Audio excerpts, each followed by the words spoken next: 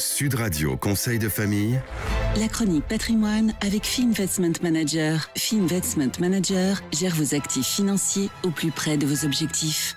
Pour vous aider à gérer au mieux votre patrimoine, chaque jour avec Sud Radio, les conseils avisés d'un professionnel reconnu. Bonjour Stéphane Moller. Bonjour Olivier Dédé. Heureux d'entamer cette nouvelle semaine en votre compagnie. Vous êtes le fondateur et le président de Via Wealth Management, le conseil en gestion de patrimoine. C'est votre métier, c'est aussi, ça fait souvent la différence, ça, votre passion.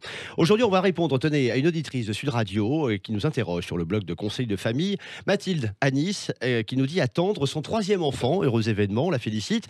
Et elle s'interroge évidemment sur l'impact fiscal de cette naissance. Et oui Olivier, aujourd'hui nous allons donc parler quotient familial. Alors comment, Stéphane, fonctionne au juste ce fameux quotient familial? On s'y perd quand même. Sur la théorie, c'est assez simple. Mais comme souvent en France, en pratique, c'est un peu plus compliqué. Soyez gentil avec nous, on est que lundi. Commençons par la théorie. Alors, Olivier, le quotient, c'est le résultat d'une division.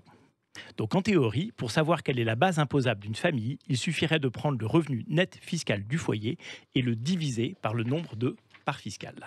Ça, pour calculer l'impôt sur cette tranche de revenus, ça c'est la théorie. Alors justement, en quoi la pratique diffère-t-elle sensiblement de la théorie? La pratique diffère de la théorie pour 2 raisons principales. 1. Le nombre de parts n'est pas directement proportionnel au nombre de personnes qui composent le foyer fiscal. Ça commence. Un célibataire, 1 part.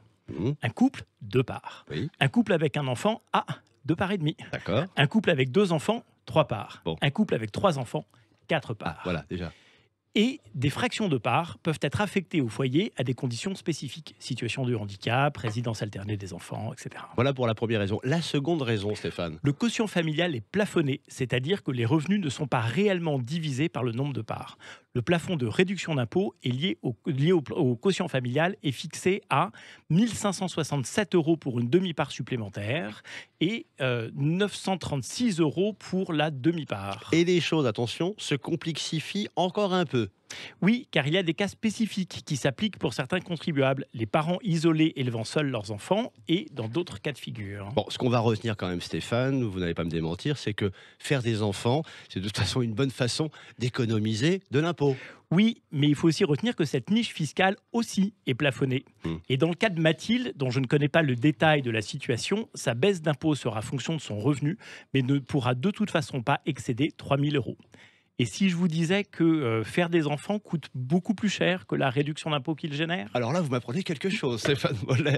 Je vous répondrai que c'est une question de simple bon sens. Merci Stéphane. Conseil de famille à retrouver en podcast sur sudradio.fr. Et puis si, comme Mathilde, vous avez des questions à nous poser, vous pouvez le faire par l'intermédiaire du site de Conseil de famille, conseil au pluriel, -2 famille-famille.com. À demain.